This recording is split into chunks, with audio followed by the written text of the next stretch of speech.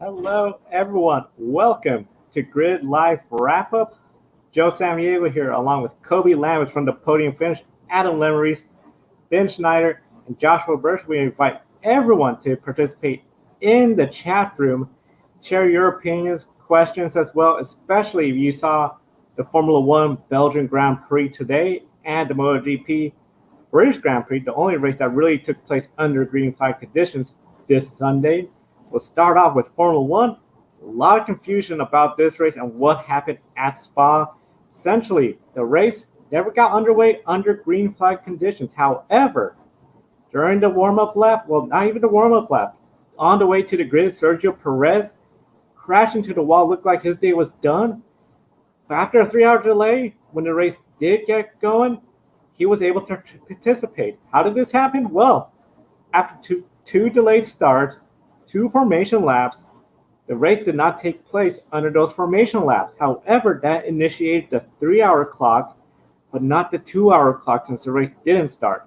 So a really weird interaction between the FIA, Red Bull, Sergio Perez did manage to get started in the race and complete the laps with everyone else behind the safety car. And at the end, it was only those 3 laps with essentially classifications going back to that first lap. Max Verstappen takes the win. George Russell takes his first podium. Second double points finish for Williams this year. And both Ferraris scored points as well. So question for everyone on our show today, and we'll start off with you, Adam. What's your thoughts with how today's race was handled? Well, I've been watching Formula One for a long time. If you're a Formula One historian like I am, you can remember what happened at the 1991 Australian Grand Prix in Adelaide.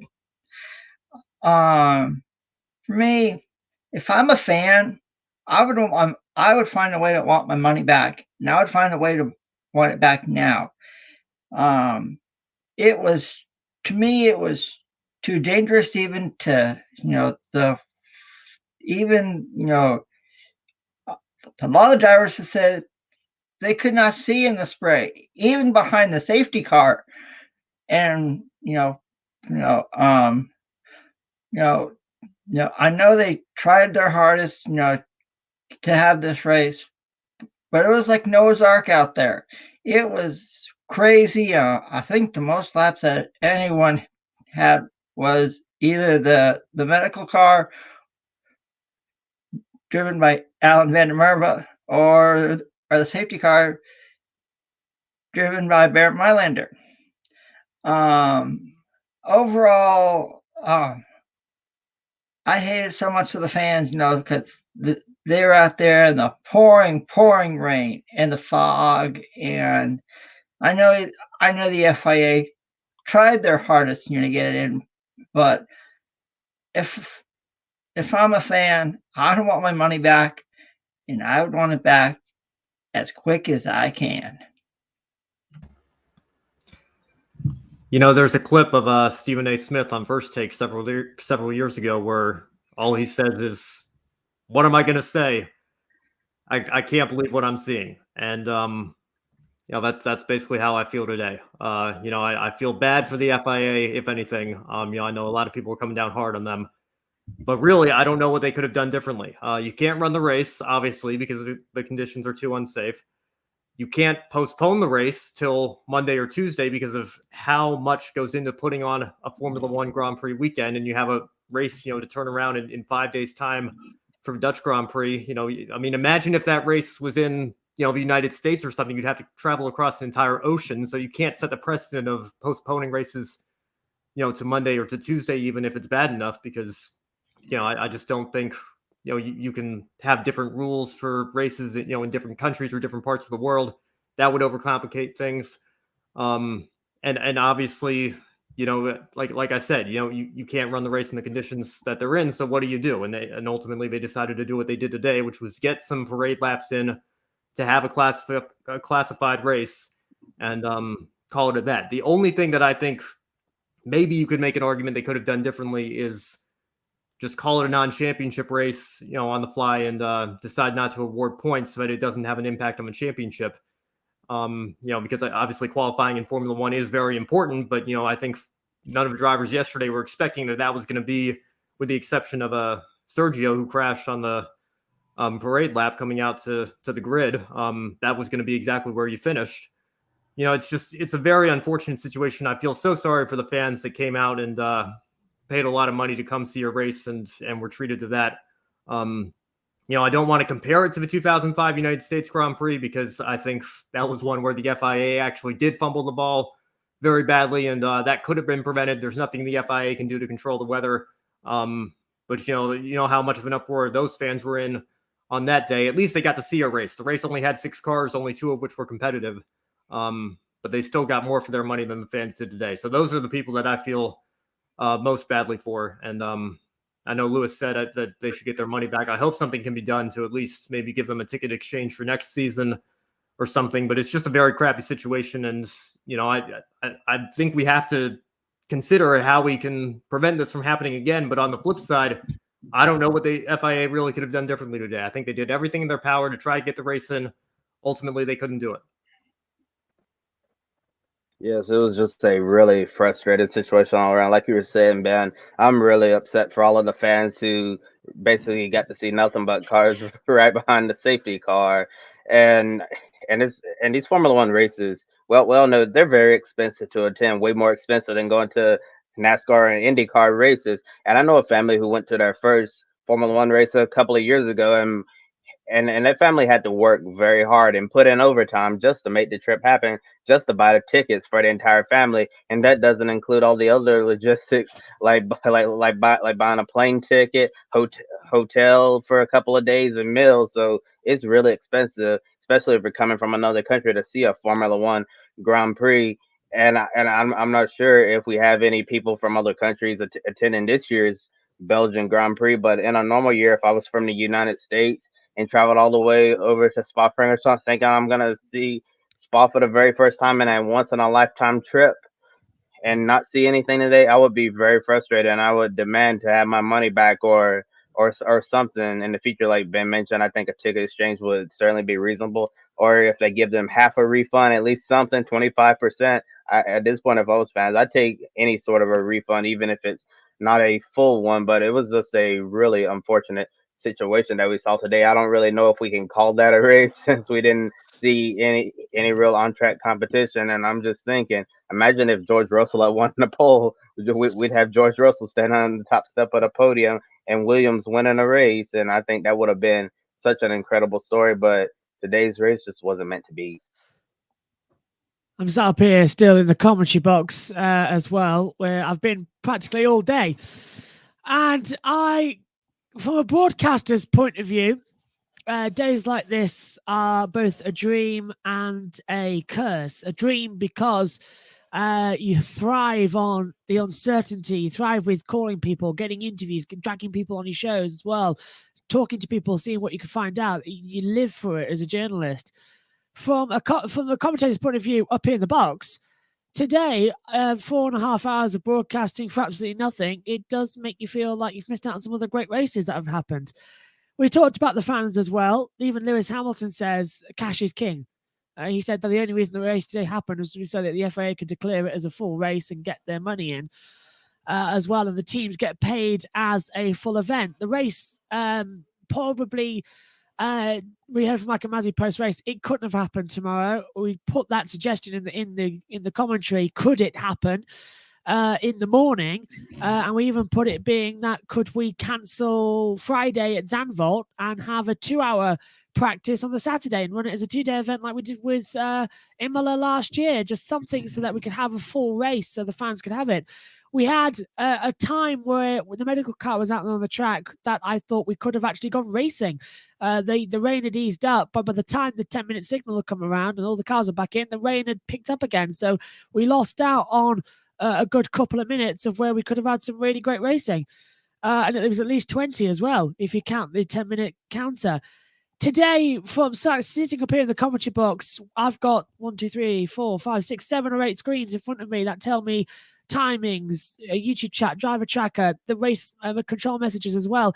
And I'm just, I think it was Ben who said as well, we can't blame the FIA.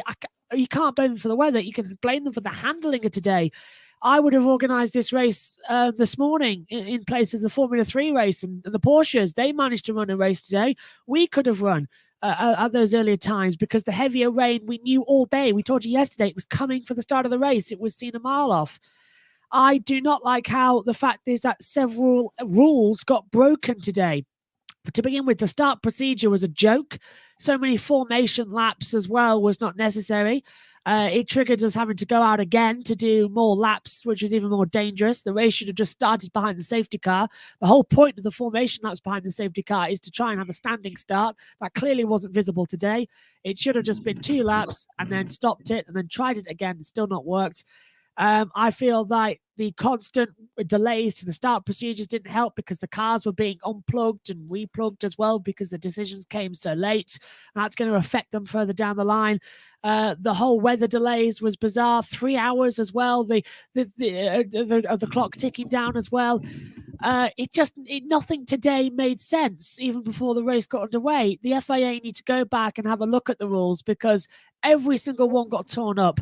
First of all, we were told that the formation laps didn't count towards the race duration. We were then told they did count and it was reduced to 39 laps. Then all of a sudden they didn't count. Sergio Perez crashed on the formation lap. He was able to get his car repaired and got going.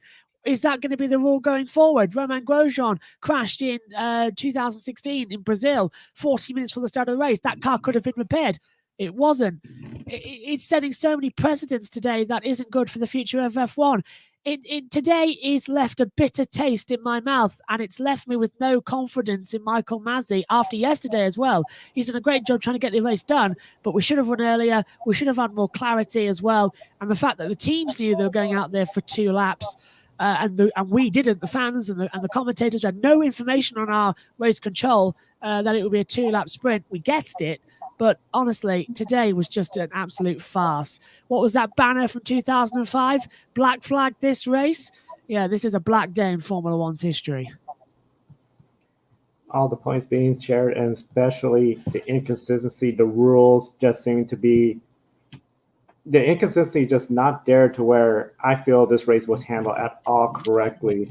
The start, throughout, going, it was just a big mess. And I think I agree with everyone that says, hey, there's just something beyond our circumstances. But definitely, I think Michael Masi has a situation on his hands where it's like, okay, with his past history of some of the safety concerns we've been seeing, the mishaps, today's race handling, something else, because we did miss that window and we could have seen some racing, but we didn't today. Now, of course, NASCAR, IndyCar, they have rules about Monday races, not so in Formula One. We understand the challenges, and of course, 1985 at Belgium, that race was postponed to a much later date in the season. Can't do that this year since we have 22 races this season. Not really time to have such another race. What lessons could we learn from this, especially when it just comes to race procedures and so on? Because it seems in the past, Formula One has learned from having long marathons at Canada to make the 3-hour clock. What are some of the rooms you see for improvement? Well, Josh, I think what you were saying there, I think the clarifications on the race procedures need to be made. I think in particular as well, Sergio Perez going off on the formation lap and then being allowed to repair his car. If you want to make a comparison to NASCAR, IndyCar, if the race goes under a red flag, we saw it at Daytona last night, with Tyler Reddick trying to get into the playoffs. You can't work on your car under a red flag as the race is supposed to be stopped and nobody's supposed to be messing with anything. And, that's exactly what Red Bull were doing, is they were scrambling to put the car back together. I guess ultimately it didn't mean that much anyway, since I guess he's going to be classified with a P20 finish. It's just 20th. Yeah, it's a very bizarre, confusing situation. I've seen a lot of people on Twitter say, the FIA should have had a contingency plan. Okay, what would that contingency plan have been? Like I said, you can't race Monday, because what kind of precedent does that set, and how does that mess up the logistics of everything? So what would you do instead? Marshals or volunteers, they have regular day jobs. Almost every one of them do. It's very complicated, and it's an awful situation. But like I said earlier, Now, I don't envy the position of the FIA at all because, I think, did they handle the situation perfectly? No, they didn't. But at the same time, I don't know that I could have done anything any better. You obviously couldn't run the race. I mean, it's just it's very sad. And the fans are the ones that they get hit worse by it because they paid to come see a race and they didn't get to see one, and that's the most unfortunate thing in all this. And we do have a comment from a viewer in the chat room from Edward Hunter, who's been on our programs a few times before. He said, for me, they should have rescheduled to another date. Monday wouldn't have worked with Zandvoort been the next weekend. I totally agree with your comment. Thank you for sharing. And a reminder, all of our viewers out there, you have any thoughts you want to share about the racing this weekend? Drop it down in the comments below. And yes, Formula One is so unique logistically that a race tomorrow, Tuesday, wouldn't have worked at all because they have to transport all the equipment over to Zandvoort. Although I believe it's about 3 to 4 hours maybe up the road from Spa. Well, because, before we came on the air, I looked it up and I was thinking at first maybe a Monday race would be doable, but with all of the unique circumstances that comes into play to put on a Formula One Grand Prix, I guess a Monday race just wouldn't work. But looking at the back end of the Formula One schedule, there's still a lot up in the air, especially with the COVID situation in different parts of the world. I'm wondering if Formula One could have potentially adjusted the schedule, and instead of calling this an official race, it's be like, this is postponed till later in the year and we'll pick up right where we left off. Kind of like when the IndyCar series postponed a race at Texas Motor Speedway a couple of years ago, and James Hinchcliffe led that race for about 2 to 3 months, I believe. And if Formula One had just picked up right where they left off in like a month or two or so, and readjusting the schedule, I think that would have been a much better solution. And potentially we could have some of the fans come back. But if they're from different parts of the world, that would obviously make it very difficult. So I guess there's no win-win situation here. I have to completely agree with my colleagues, Kobe and Ben. I feel so sorry for all the fans that waited in the rain, for 4 hours. I'll give the fans a story. I lived in New Hampshire for 13 years before moving down here to North Carolina in 1997. And my mom and I went to New Hampshire Motor Speedway, back then called New Hampshire International Speedway, for Xfinity practice and whatnot. And we got completely soaked from our heads down to our feet. And my mom had the air conditioner in her car going full blast as we were going home. I don't know what else to say. My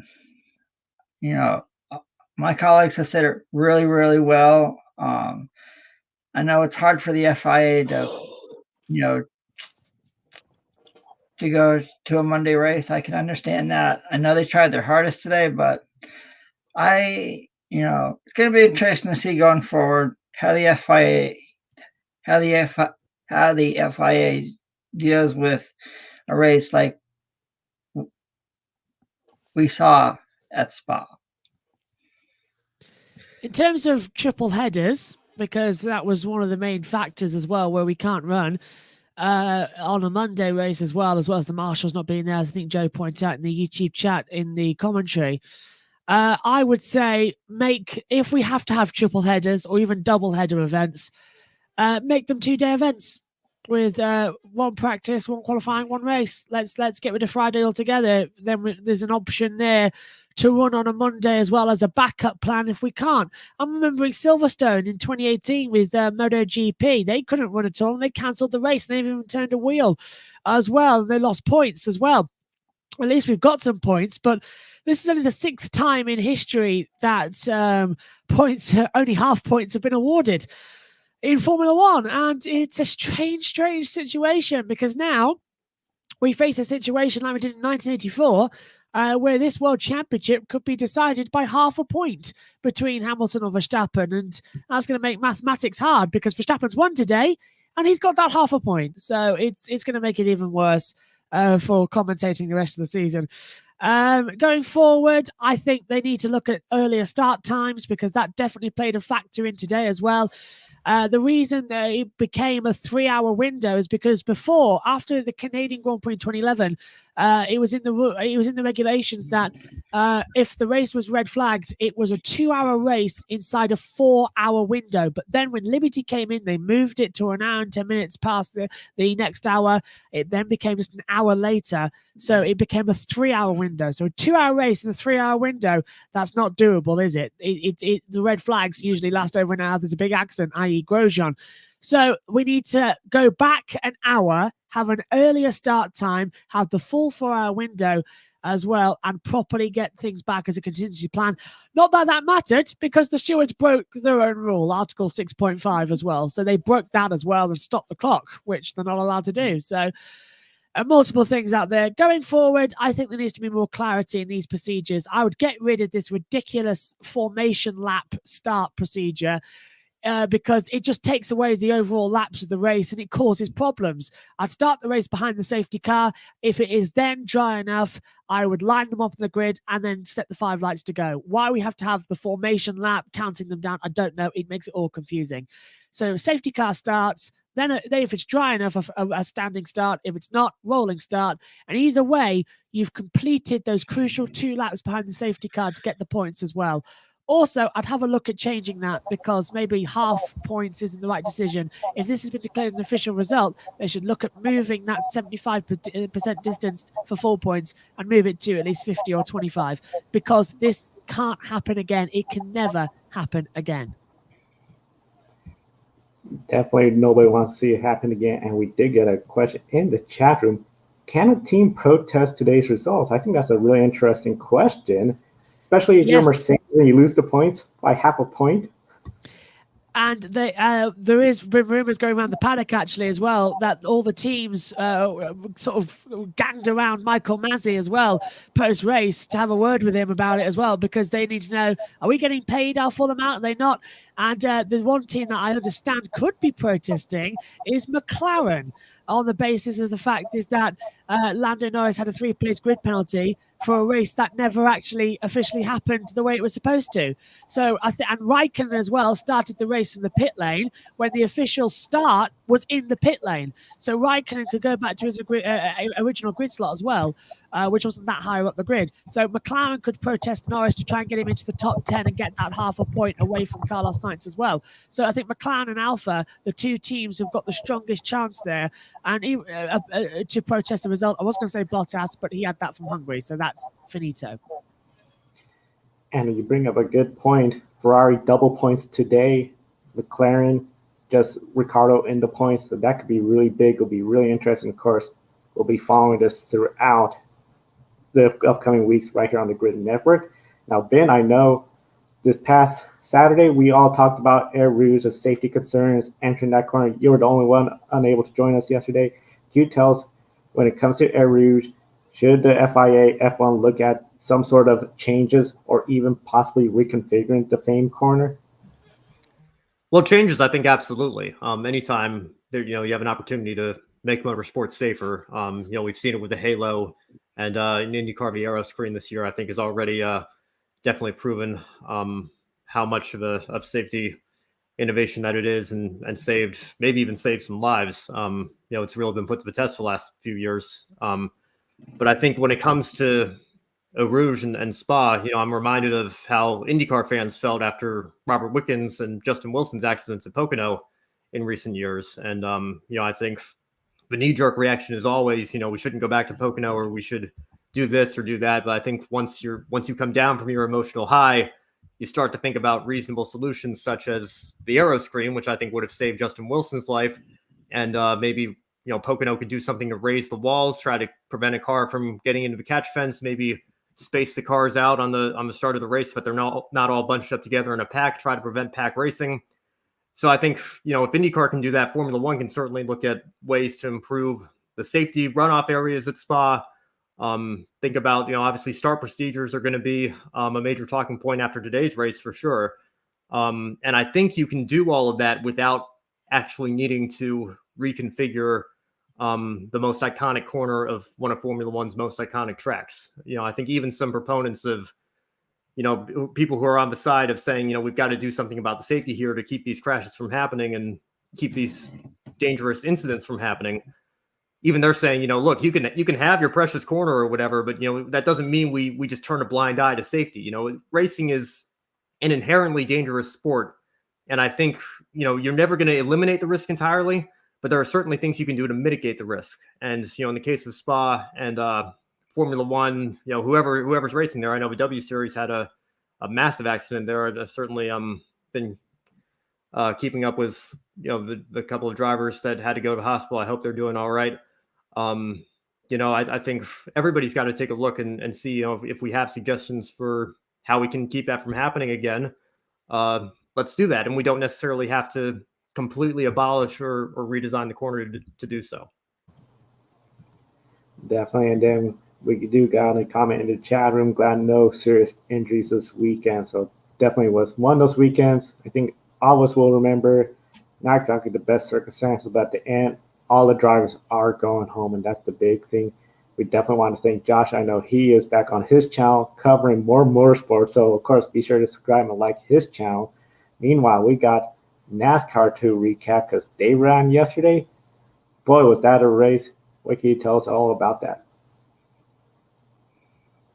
Yes, and before we begin, NASCAR, the Formula One and the FIA just released a joint statement saying, following the significant weather disruption to the 2021 FIA Formula One Belgian Grand Prix, the FIA and Formula One are disappointed for all the fans at the track and at home that today's race could not go to full, but the safety of the drivers, marshals, and spectators must always be the priority. The decision of the stewards to extend the window in which the race could take place gave every possible opportunity to maximize the day's running, but the weather condition, unfortunately, did not improve sufficiently to complete more laps. And that's a joint statement right there from the FIA and Formula One about today's event at Spa-Francorchamps. And now moving on to the NASCAR Cup Series, the playoff grid, 16 drivers, officially set now, and Tyler Reddick was able to survive the mayhem at Daytona and eliminated his teammate Austin Dillon from being able to get a spot in the playoffs. Ryan Blaney won at Daytona, his third one of the season, second in a row after Michigan, and this is his first season with multiple wins, and he appears to have quite a bit of momentum entering the playoffs. In your guys' opinion, can Ryan Blaney put together a championship run? Is he peaking at the right time?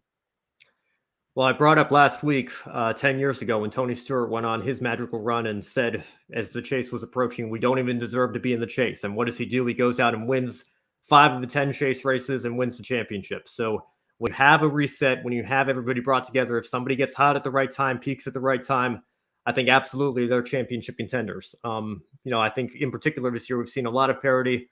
I don't know that McDowell is a true championship contender. Almirola, had a brilliant drive at New Hampshire, but the way his season's gone, not sure he's going to be up there when it comes time for the championship for at Phoenix.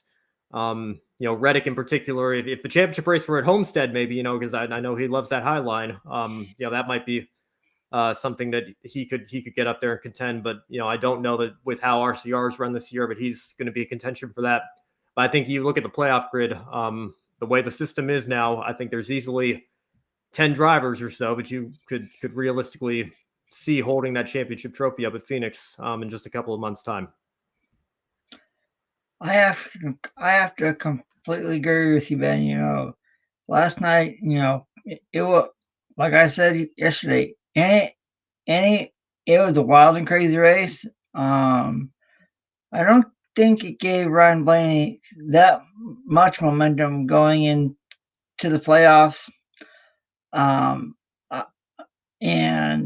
I have to say that I believe it will be. Mike Montal is definitely not a championship contender.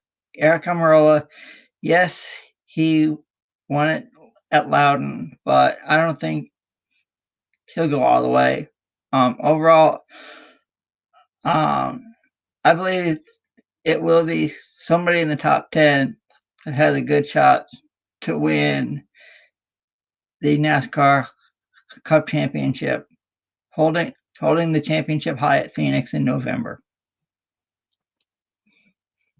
I certainly think Ryan Blaney and that number 12 team have a lot of momentum. And at the post-race press conference, Blaney didn't want to truly commit to talking about competing for a championship right now. He's just taking it one race at a time. And my editor-in-chief at the Podium Finish, Rob Tiongson, had an opportunity to ask crew chief Todd Gordon a question. And as we all know, Todd Gordon is going to be retiring as a crew chief at the end of the season. And Rob asked him the question, like, since things are going so well at Ryan Blaney, you guys have a lot of momentum heading into the playoffs. Why would you want to retire when things are going so well? Are you going to reconsider it? And Todd Gordon said that, yeah, he's still going to retire. He's still made up his mind. And his goal just for the rest of the season, just compete for wins and try to, throughout the playoffs, win a few more races and compete for the championship. And for crew chief Todd Gordon, I think that will certainly it would be a great opportunity for him to go out on top if Ryan Blaney's able to get hot at the right time, keep the momentum going, and maybe Blaney could be that surprise contender we didn't see coming, compete for the NASCAR Cup Series championship this year. And speaking of championships, the regular season championship last night was won by Young Money Kyle Larson over Denny Hamlin, and he's a favorite to win the championship at Phoenix right now. He's 50 points ahead of Kevin Harvick, who is currently 16th in the playoff standings. The playoffs starting at Darlington Raceway. With the Cookout Southern 500, one of NASCAR's crown jewel events. Do we anticipate any potential surprises at Darlington to shake up the playoff standings? Oh, that's a good question, Kobe. You know, if you're a NASCAR fan, you've been watching for a long, long time. You know the history of Darlington. They call it the track too tough to tame. They call it the Lady in Black. You know, we've seen crazy things happen there. The race will be run at night. I mean, I believe it's gonna be interesting to see how these next few weeks pan out. I believe that Kyle Larson will hoist the championship trophy high at Phoenix. So it's going to be interesting to see to everything happens at Darlington next Sunday night. And we have a question from Amber saying, how does Kyle Larson perform at Darlington? That's a very, very good question, Amber. Right now he's first, overall, and I believe he'll be starting first at Darlington if they go by points. So we could see Kyle Larson contend for the win next Sunday night. It is possible, but Kyle Larson to me has to be the overall favorite going into Darlington and overall to win the NASCAR championship this year. Yeah, Joe, I see just here in our in-show chat, you mentioned best finish of second twice and 2 third-place finishes. So I don't know that off the top of my head for sure. I'll take your word for it. So it sounds like I know Larson hasn't won at Darlington before, but could certainly be a contender. In terms of will there be any surprises, I suppose somebody like a McDowell winning and locking himself into the next round would be a surprise. But, it's early enough. I think there's a lot of different scenarios that you could think could very well play out. Like I said, there's a lot of parity this year, a lot of drivers who I think are serious contenders for the championship, all the Hendrick drivers, all of Gibbs drivers as well.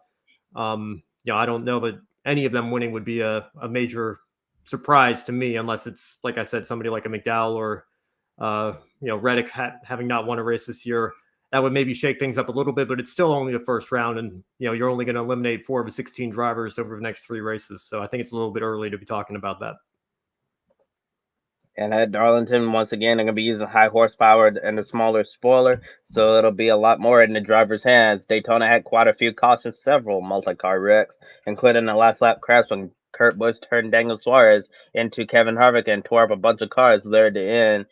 And compared to last year's or past playoff cutoff races, where does this year's Daytona race rank in your opinion? I mean, it was pretty. Or go ahead, Adam. All right. For me, I can say I really liked the package last night. It reminded me of, when I started watching NASCAR racing, the 2-wide racing, the 3-wide racing. You did have the sucker hole, like Kobe said yesterday. I can say that it was a really good race. we all anticipated the big one. It did happen. Overall, it was a really good race, and if I have, I would give it. I'd have to give it a 7.5 out of 10 on a 1 to 10 scale. Yeah, I thought the racing was pretty decent. I'm not a fan of super speedway racing in general, just because I think it's a lot more of a lottery, and you do have the potential to see big accidents and a lot of cars get torn up, especially when you make it the regular season finale. And I love Dale Jr. I know Dale Jr. has been on record as saying in the past he'd like to see Daytona start and end the season. I don't think that would be a very good idea at all.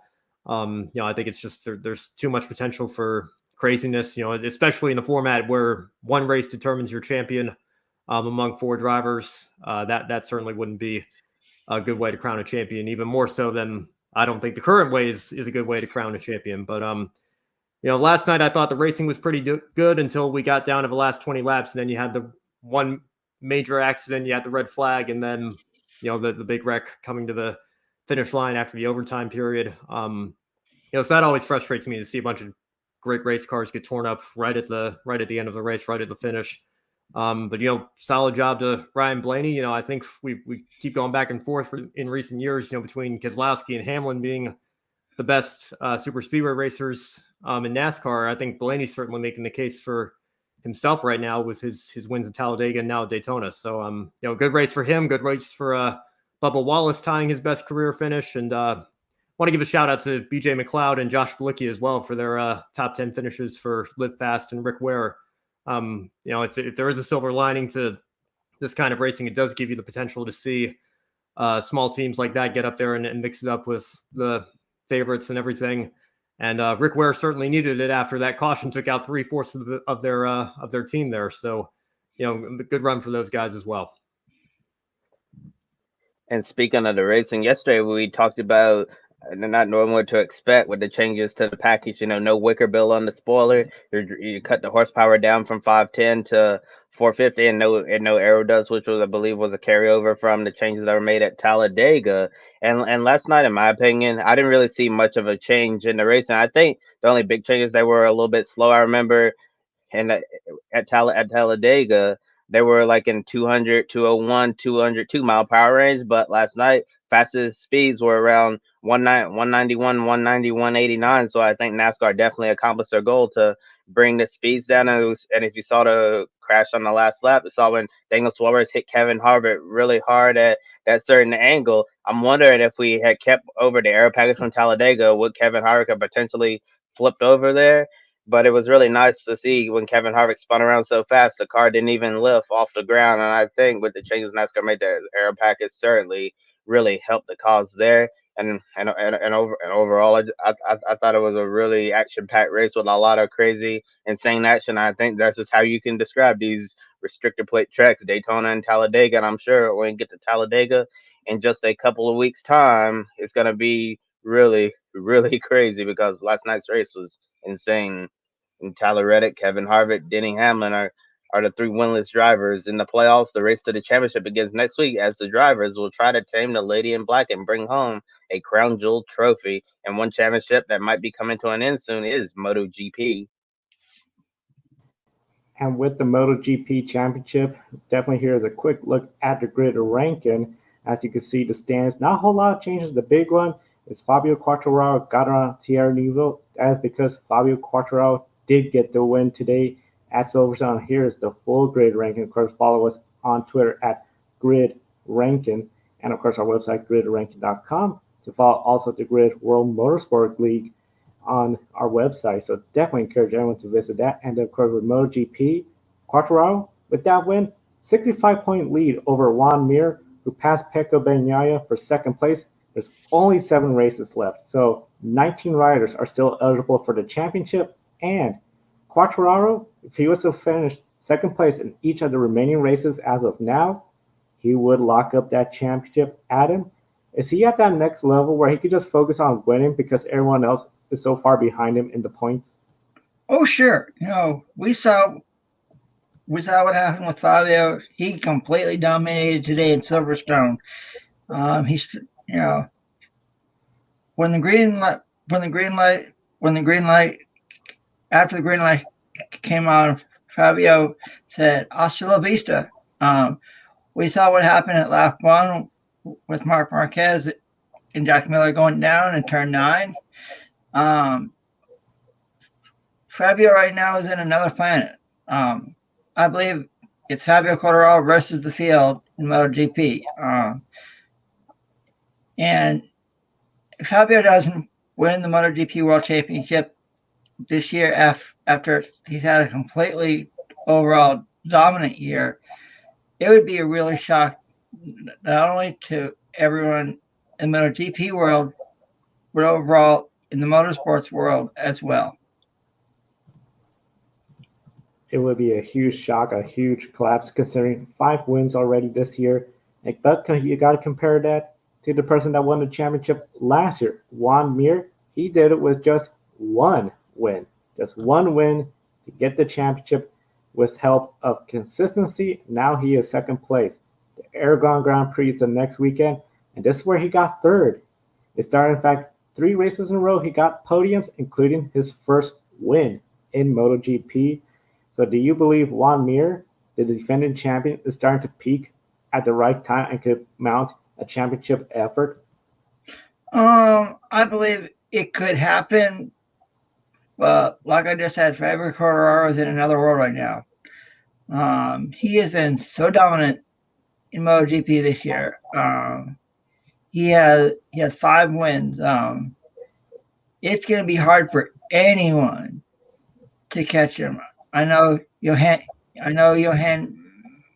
Mir had a really strong run today, but overall, it's Fabio Quartararo versus the field of MotoGP right now. Definitely, Mir's going to try to change that. Mir just being Mr. Consistency. Hasn't had exactly the full speed. He's not exactly the most flashy MotoGP rider out there, but he's definitely putting something together to get up to second place. 7 races remain. Can he do something, or could Fabio Quartararo start having some bad luck? It's going to be a really interesting championship battle. The next MotoGP race is on September 12th.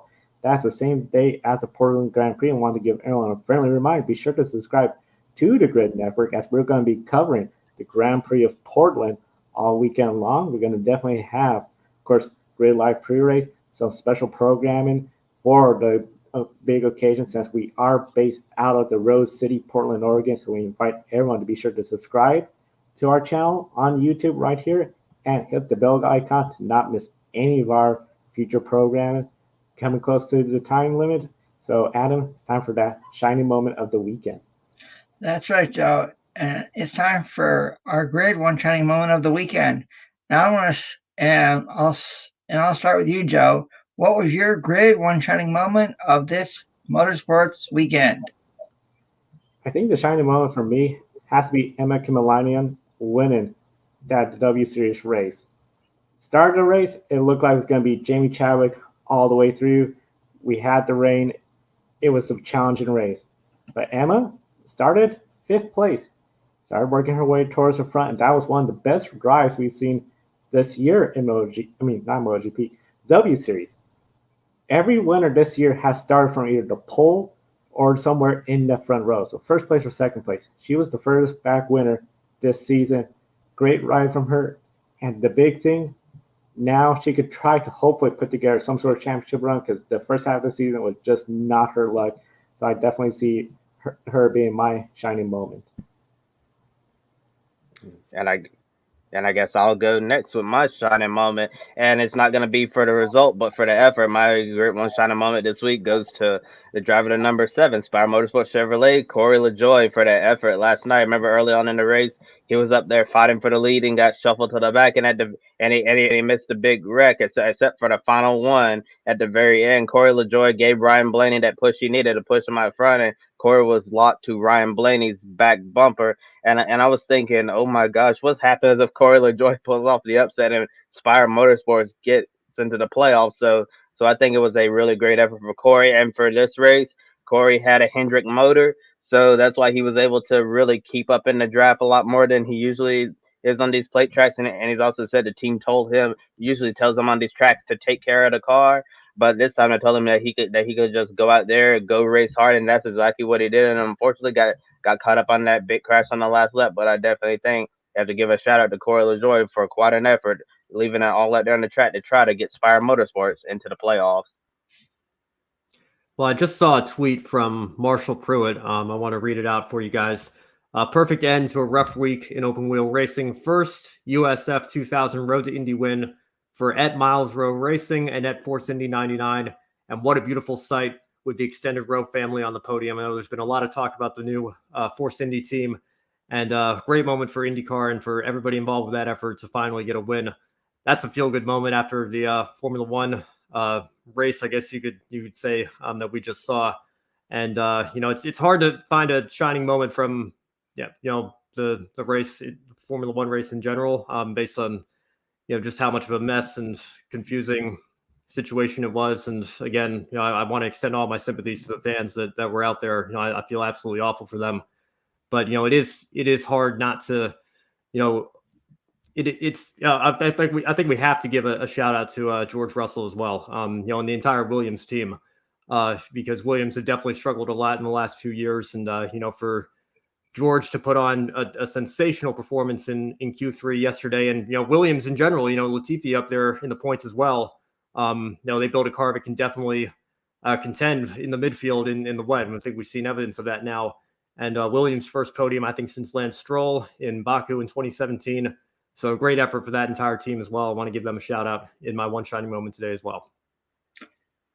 Well, since I'm last, and I'm going to give my one shining moment to three drivers: Corey LaJoie, Josh Bilicki, and BJ McLeod. I said yesterday that anybody can win this race. And when it comes to the super speedways at Daytona and Talladega, we normally see some of these smaller car operations always contend with the big boys of Hendrick, Penske, Gibbs, etc. It was really cool to see them up there, all battling for the win. I know, and Corey LaJoie it was really awesome to see him compete in the top 10 last night. His father is former Xfinity Series champion Randy LaJoie from Norwalk, Connecticut. And Josh Bilicki and BJ McLeod finished 9th and 10th. It was really cool to see. And we had three drivers named Ryan finish in the top 10 as well. We had Ryan Blaney winning, Ryan Newman, and I believe Ryan Preece was the other one. I could be wrong. But overall, for me, my grid one shining moment has to go to Corey LaJoie, Josh Bilicki, and BJ McLeod. Yeah. I'm glad you mentioned that the five Ryans finished on top 10. I believe they actually finished in the top 5, but I might have to double check that. But I know for sure Ryan Newman finished 3rd in the race, and as we know, Ryan Newman's future is really uncertain at the moment, considering what happened on the final lap of the 2020 Daytona 500. If this is Ryan Newman's final race at Daytona International Speedway, and considering his history of having cars on top of him, going upside down on the super speedways, I think this will definitely be a great ending for Ryan Newman if this is indeed his final race at Daytona. And with that said, we're out of time this afternoon. Be sure to like and subscribe to GRIDnet here on YouTube.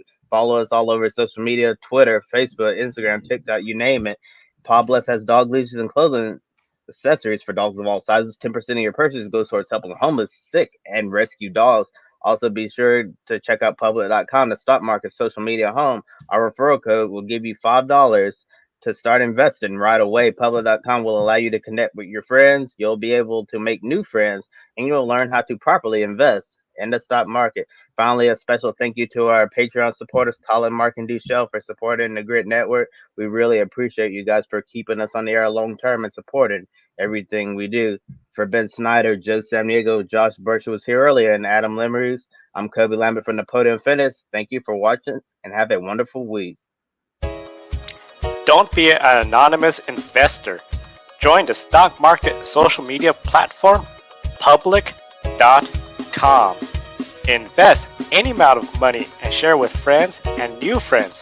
Discover new opportunities, such as new companies and potential business partners, and useful tools for beginners, and share your experience with friends on public.com. Link in the video description gets you $5 for being a Grid Network viewer. Use the referral code GRIDnet for your free $5 to invest and start investing and networking on public.com.